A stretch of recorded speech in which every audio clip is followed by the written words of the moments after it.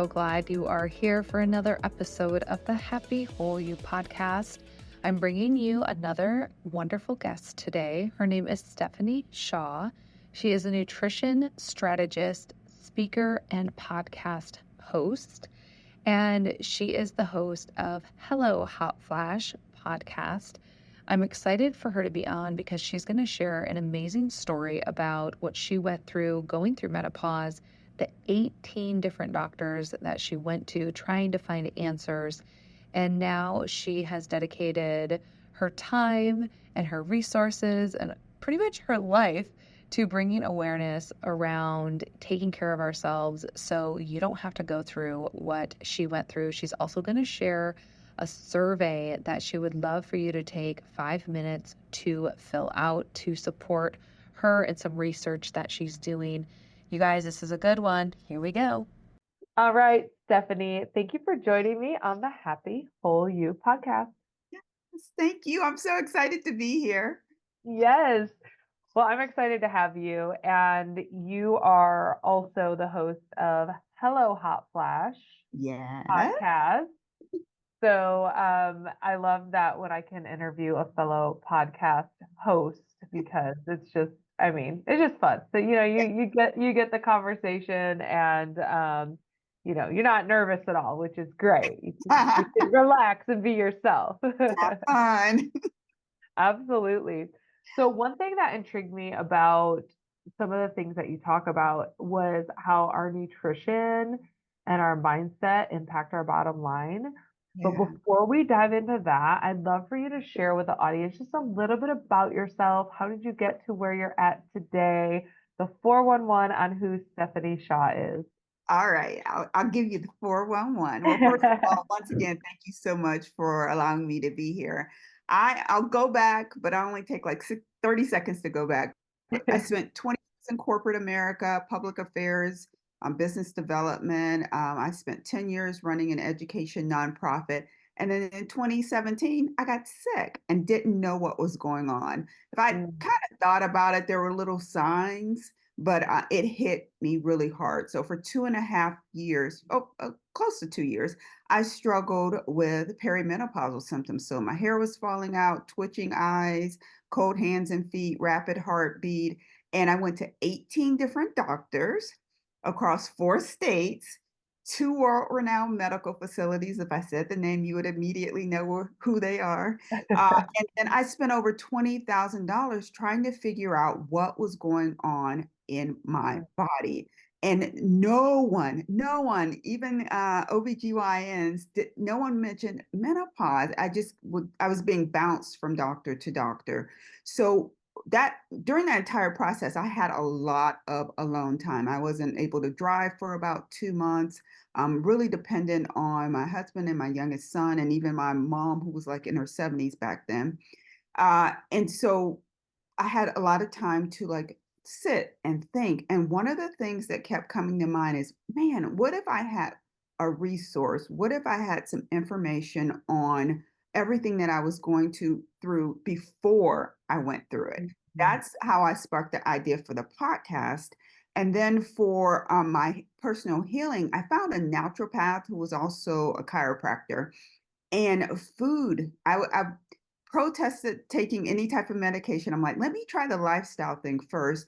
And food really changed the entire trajectory of how I was able to heal. So that's my story in a nutshell. And that's why I'm here today, just always trying to talk about how lifestyle changes can actually impact our hormones.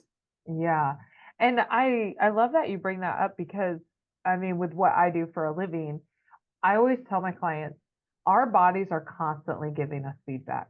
Yes. The challenge that comes into play is we're no longer educated in the United States on how to read that feedback, that biological feedback that's been going on for millennia, because we have taken that type of training out of our education system when it comes to medical doctors, which is why obviously I'm a naturopath and do everything holistic.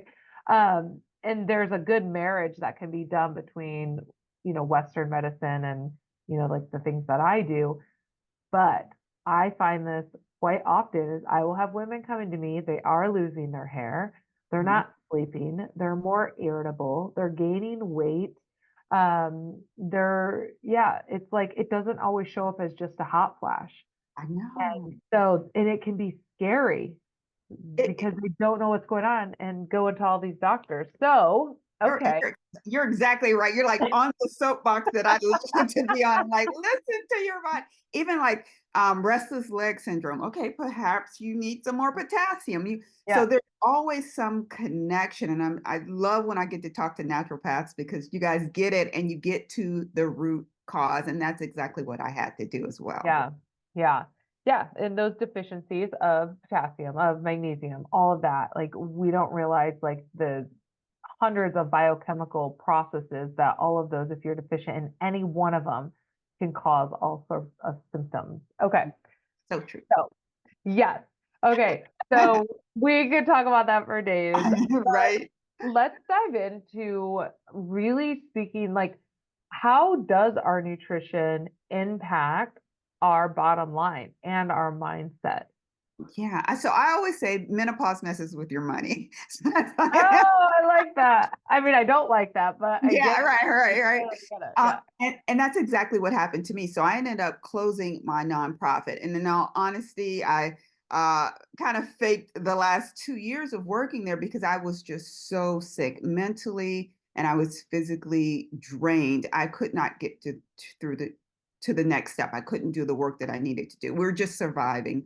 So that's how I look at it as kind of messing with your money. It impacts every single area of your life mentally, physically, financially. So for me, specifically, when I started to kind of pull these things together and get to the root cause, though the nutrition was really helping, at the root cause was some other issues, some stressors that were going on that I couldn't fix with food. Like food was, I was getting rid of the restless leg syndrome. I was sleeping better. My hair was starting to grow back. The cold hands and feet, they were getting better, but there was just still something nagging, something going on. So actually I had someone who'd never been to my house before, came to my house, kind of told me about myself in a very nice, respectful way. And I'm like, oh, that's exactly what I needed to do.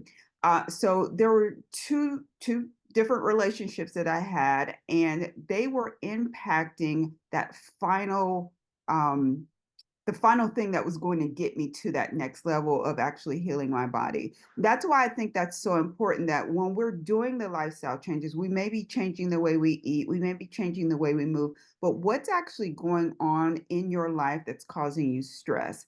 I did not realize that those were stressors in my life. As women, oftentimes Oh, we think we need to just kind of suck it up, or that's just the way life is. But sitting down, thinking about what's actually going on is helpful. And the way that I was able to match what someone was telling me with what I needed to do is I had been journaling through the process. People sometimes dismiss the idea of journaling or writing down things. You don't have to spend 2 hours, but maybe 10 minutes a day, yeah. 5 minutes a day. And when I went back through that journal, I could match up gut issues. I could match up some of the, stressors, some of the sleepless nights, along with some of the things that were actually going on in my life. So keeping that complete balance of all three can be difficult, but that's when you get to that point where you're starting to feel like your whole healthy self again. Yes. And it's so true. Our relationships, the stress in our life has a direct impact on our biology. And I literally yesterday, I just had a call with a gal that I'm bringing on the podcast. She's a 7-year cancer survivor. She got the cancer when she was in her early 30s, like 32. But she was taking care of her mom who was going through cancer and the stress and the toll that it took on her. She was like, I know why I got sick.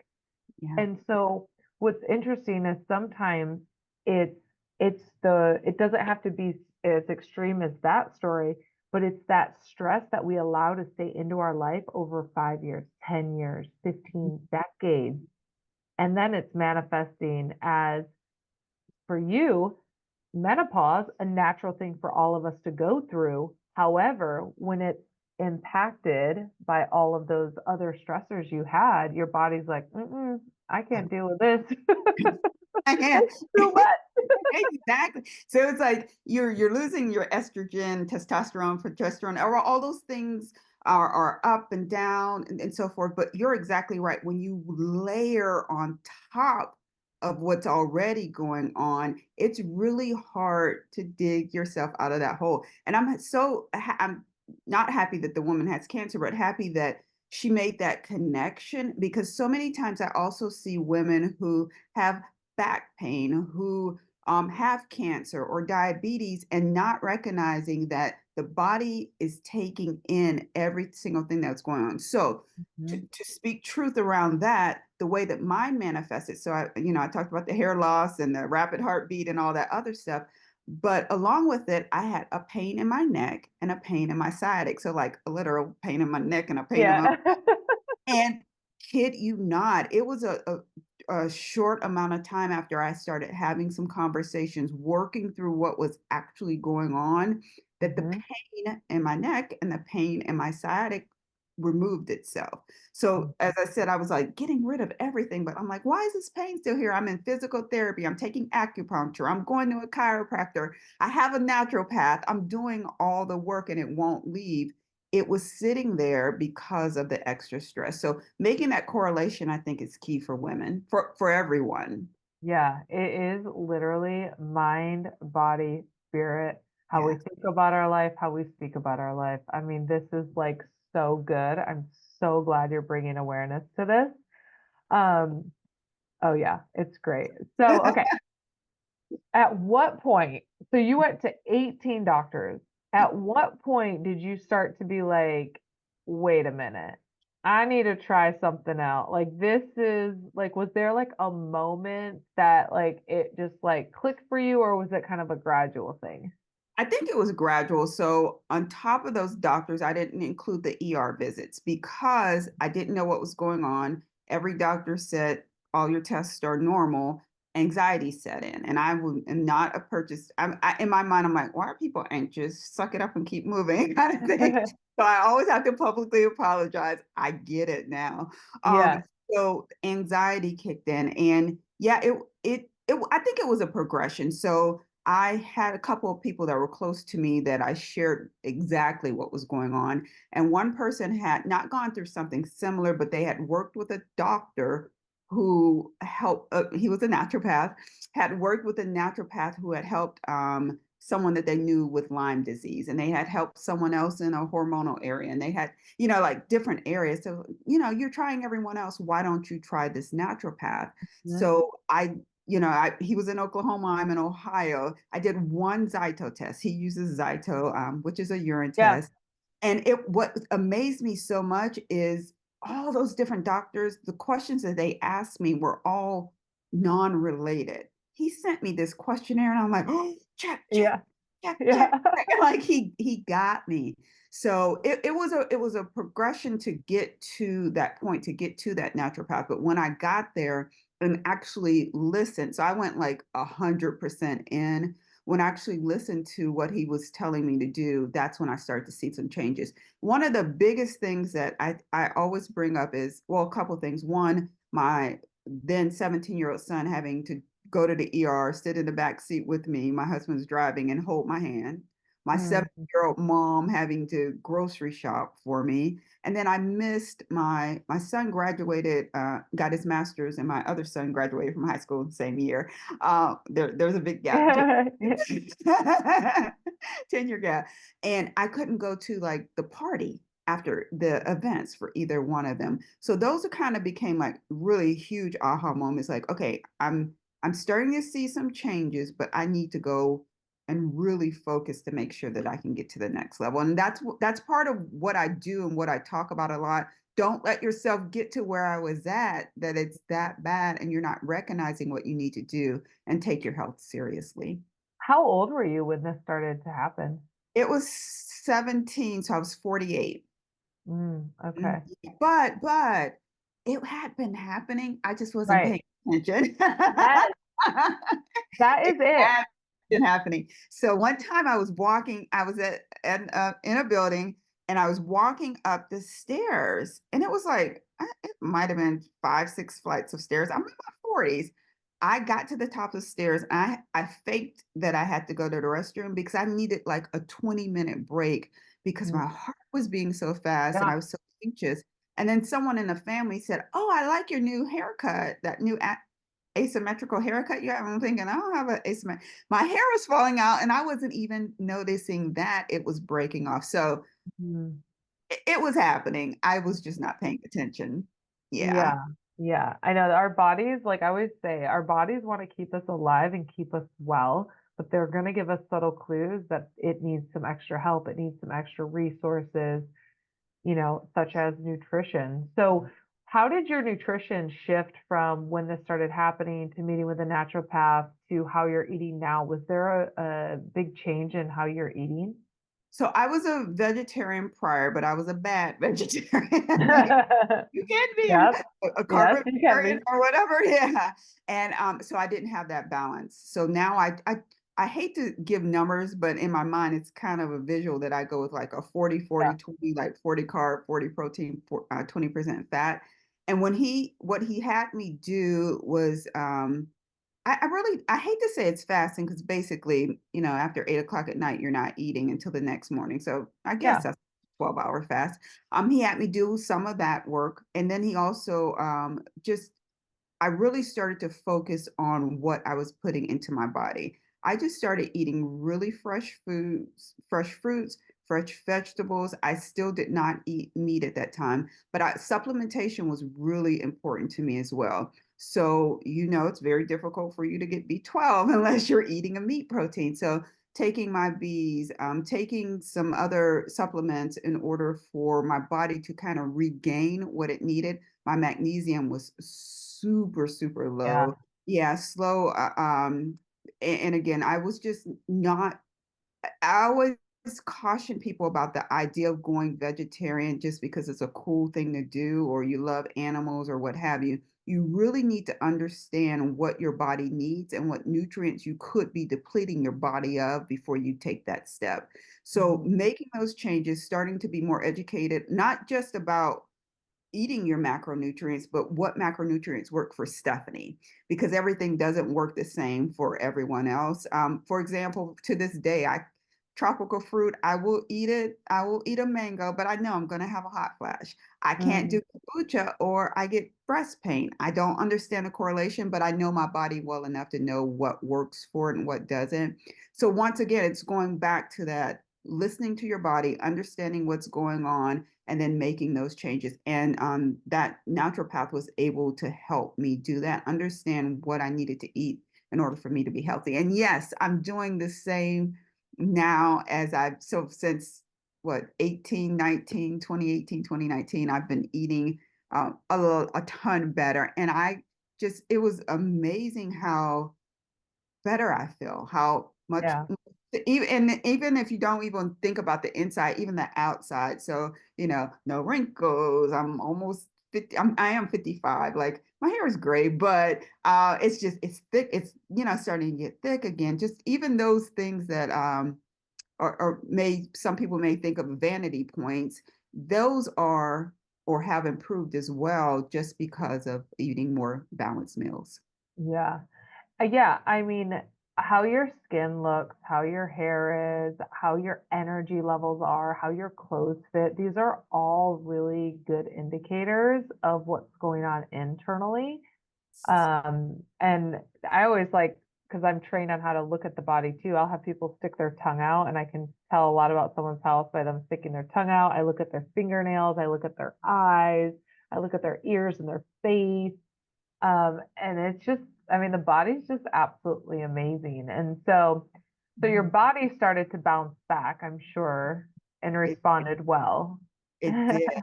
So I'll be completely honest. As I said, I went 100%, but I probably went a little too hard because I'm small in stature. I'm 117 in my mind.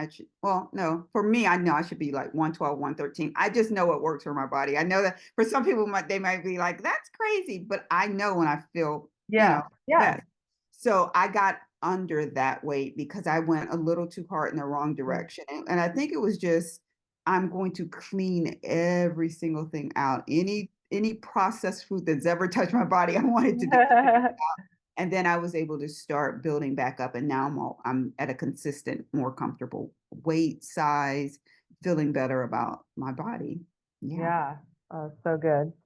Okay, so how would you share with other women out there? I mean, this would probably go with men too, but like how their nutrition is affecting their bottom line. Because I know Yeah. a lot of people are feeling pinched right now with the economy and finances. And usually what I find is people have this idea that it's more expensive to eat healthy, which Yeah. is like such a myth.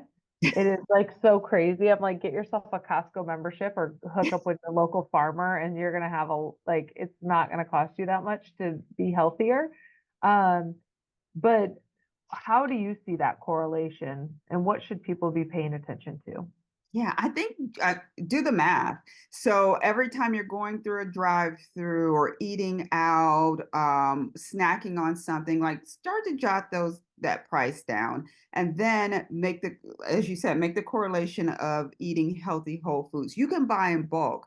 So you go in my basement right now, we have tons of different beans and tons of different rices and so forth. So you can buy in bulk as well, and that's going to help you save money. And if that's not convincing enough, think about the cost of being sick. So as I said, I spent $20,000 out of pocket. I stopped counting at 20,000 because that's my quote unquote marketing number. And I didn't I didn't want to go any higher. Like I can remember 20,000. If I go higher, I'm going to panic.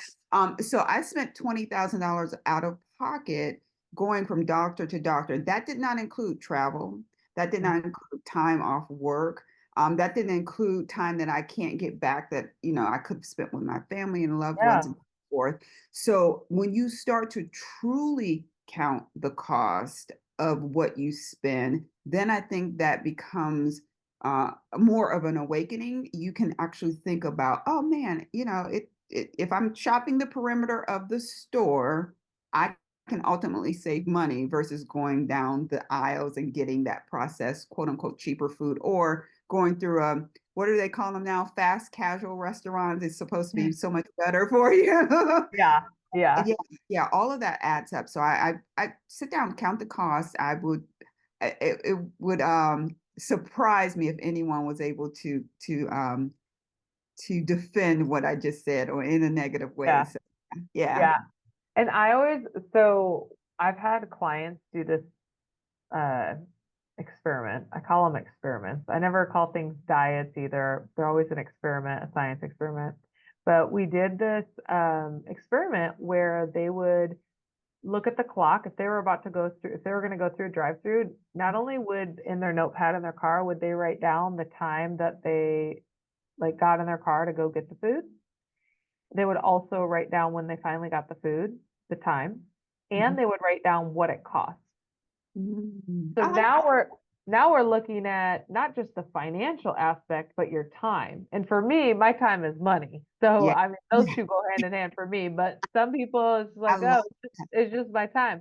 But if you actually correlated the time you spent at a drive-through, the time you spent for someone else to prepare food that is, not the best for you, and the money you spent, like, what if you just took Sunday afternoon and went to the store and then you kind of prepped your food, right? Like, so people say they don't have time. I'm like, nope.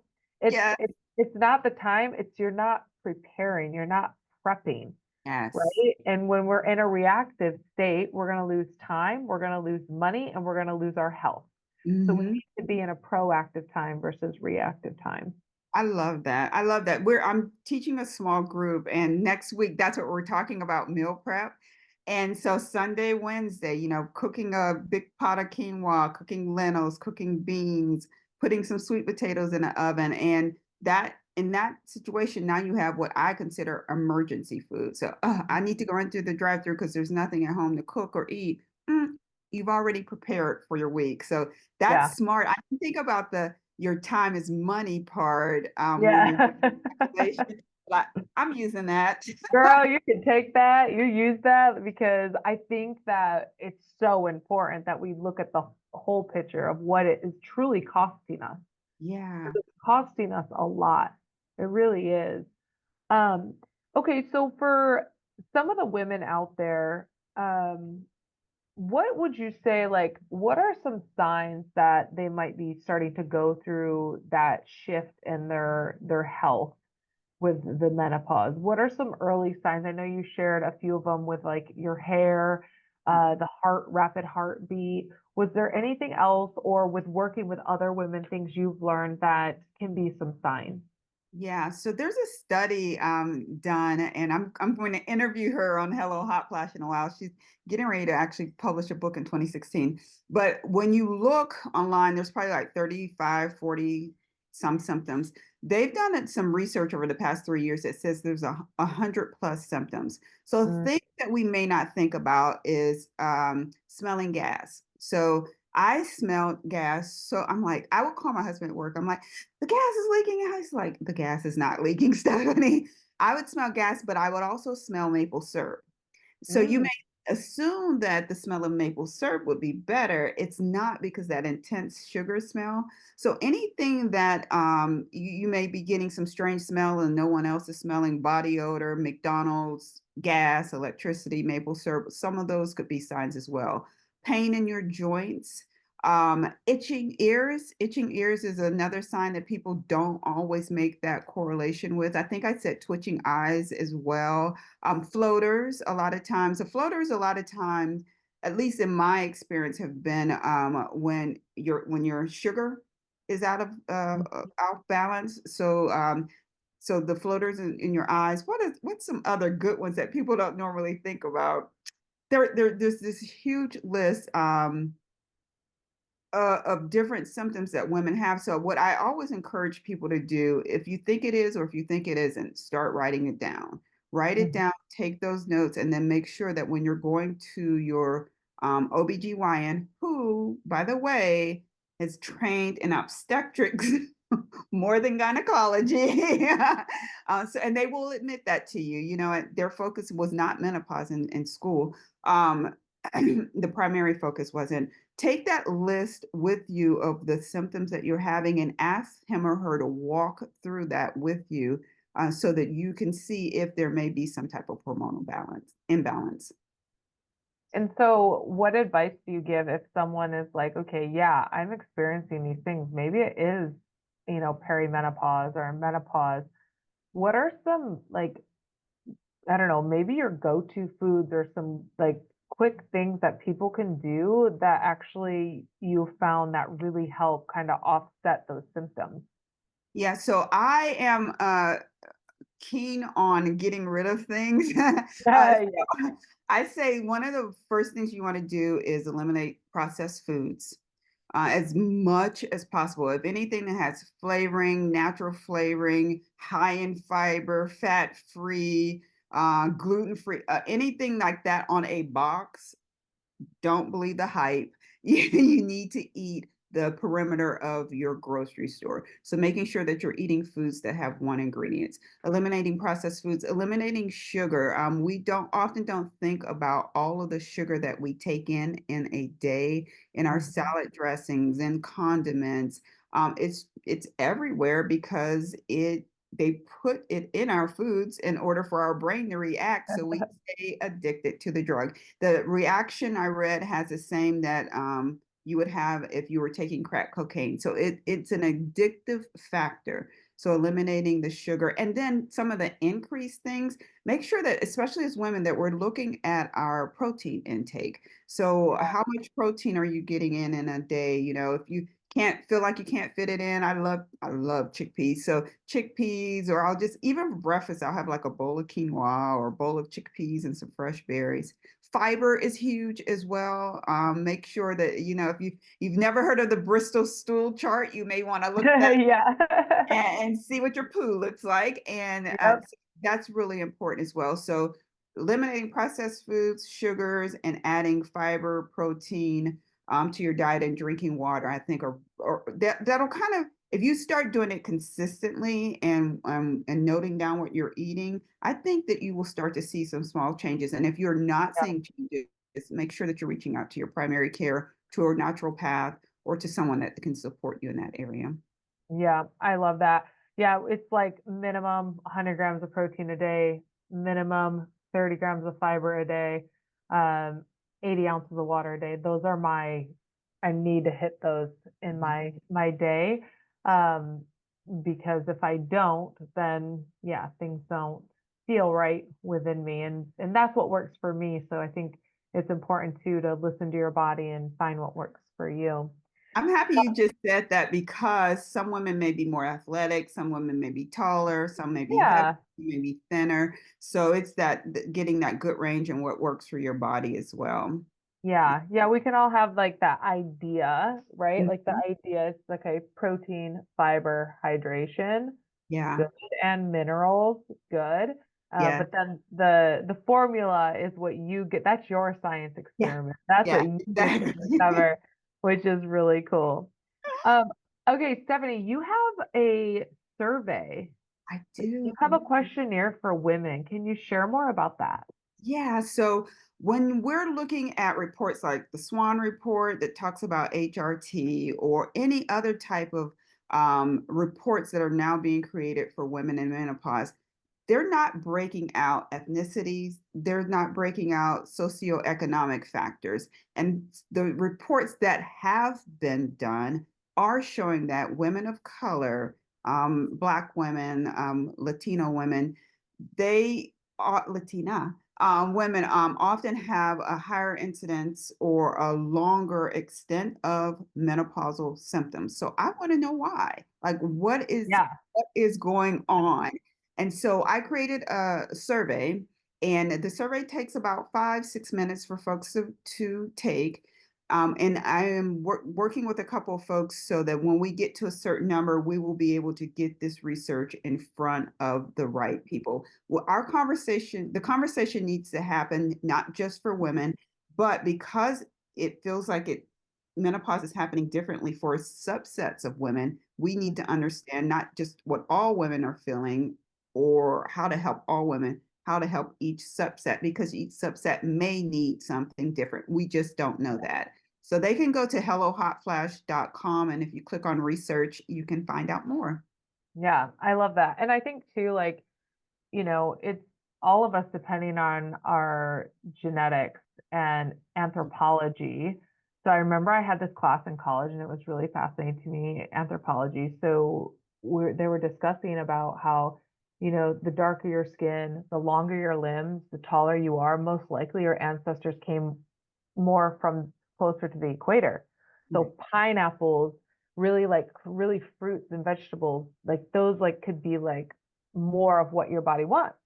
And this was my first time being exposed to anything like this. And Uh-huh. then I remember they said the shorter your body, the lighter your skin, the more chubby you are, the more likely you were to come from, more north, which would be more eating more fish, fatty acids.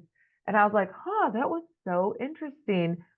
And then I think about too, just subjectively the people that I see, and then even I worked in a school system for a long time. Socioeconomics plays a huge role in overall health and well-being and nutrition. And I mean, if you were to ask me, I would say that probably socioeconomics is the number one factor Yeah. of dis-ease in the body. And that's because we are lacking the minerals and the nutrition.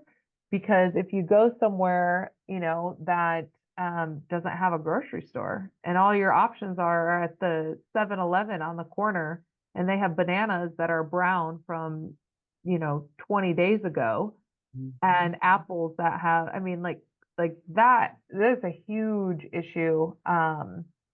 Overall, I think. So I'm glad that you're doing this, um, and you have this survey because I think we should be asking why. But if I were to jump to it from what I've experienced in my life so far, subjectively, it is that socioeconomic And then the mindset, and I know you are big on mindset too, because it's that idea that eating healthy is expensive, or I don't like that already, which is fascinating. You Right. know, kids Or at school think a small carrot is a real carrot. You show them a big carrot, they're like, "What's that? That's a giant carrot." It's like, that's a carrot. You that's know, a real carrot. that's a real carrot. But anyways, what were you gonna say? Or taking fresh fruits, or I'm sorry, fresh vegetables, and then boiling them in fat back or some type of pork fat, or even so when I grew up, if we had baked apples, they were smothered in butter and brown sugar and all that other kind of stuff to make you think that it tastes better. But when my palate became clean, I'm like, oh my goodness, this is Yeah. horrible. And Yes. and it's still sweet without all of that stuff. Like baked Yeah. apple is amazing. Fresh berries So are good. so good. So yeah, Yes. I 100% agree with you that the socioeconomic disparities in our country and the way that we are taught differently Mhm. about food and the impact that it can have on your body is sad. It's Yeah. very sad. So if we can Yeah. keep our voices going, and when we're getting when as I feel like some of the conversations are changing as it relates to women's health. Hmm. So as those conversations are changing, we need to add pieces and parts to that Yeah. Yeah. conversation to make sure that we're making a bigger impact. Yeah, for sure. And, a lot of it too, like starts in our schools, which that's a whole nother rabbit hole we could go down. But what was funny is this past summer, my son, he was going into high school and he was trying to take some classes to get ahead. And he was taking his health class and he thought it was so funny every day to come home and tell me things he learned in health class that he very well knows through my belief system that that is not healthy. And like that, so anyways, he's like, telling me, "Oh, mom, yeah, like you should have a glass of milk at every meal." And I'm like, "Oh my gosh, you're killing me right now." And and then, "Oh, depression, to deal with depression, you should exercise and then go get an antidepressant from your doctor." I'm like, "What?" I'm like, "They're telling you to go to see your doctor to get an antidepressant if you feel depressed at school." I'm like, "You have got like, come on, are you like?" So, and then I'm like, "He's 14, so could he be saying this just to get a reaction out of me?" Yes. Probably, probably. Yes. But I'm just like, "Oh my gosh!" But he just thought it was funny because of just what he's exposed to, things Right. that I was never exposed to. I know at least that that'll stick with him. But I do think like there needs to be a whole overhaul in our schools with what we're teaching about food and our school lunches. But we won't even get into Yeah. that because I know there's some wonderful women up on the hill that are trying to get, laws passed and things to deal with our school lunches. That way, I mean, so our kids aren't starting their periods at 9, 10, 11 years old, which impacts menopause. Make that correlation. I'm like, I don't, yeah, you're right. But our system is designed to keep us sick. I'm like minimally sick. They don't want us sick Yeah. enough that we die. Oh, no, no. Yeah. We don't want you to die. And That's yeah, we want you to die. We just want extreme. you, yes, we just want you to be dependent on drugs so that Uh-huh. we can control the situation. I Yeah, want to yeah, control, that might be too far, but control yeah. the situation. So yeah, yeah, your Yeah, son was just trying to go. yeah. My stepdad's nutritionist, he has diabetes, told him that he could eat fruit on the bottom yogurt. And so this is probably like 3 years ago, and I'm Oh, wow. even longer. I'm like still cringing every time he says that he sees her. I'm like, Yeah, eat yeah, fruit on the bottom yogurt.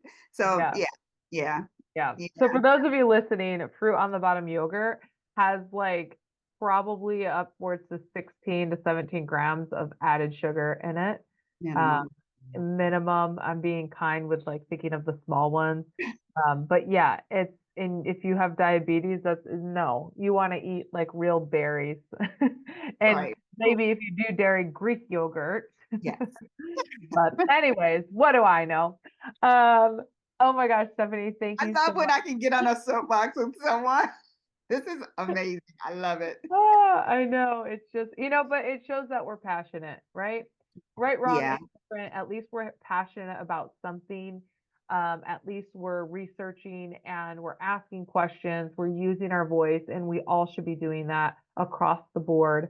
And these are conversations that need to be had, and they should not be silent. So I'm grateful for you and sharing this space with me today. Thank you so much. And you guys go check out Hello Hot Flash, which is Stephanie Shaw's podcast. And then Stephanie, where else can they find you to connect with you? Yeah. So my website is Hello Hot Flash as well. So they can just go to the website.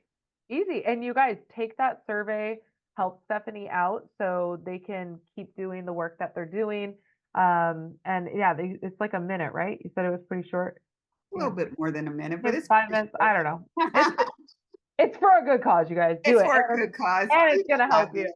it. So, all right, Stephanie, thank you so much for joining me today. And thank you for your work you're doing. Thank you. And I'm excited that you're going to be on the podcast as well. So excited for that. Yeah.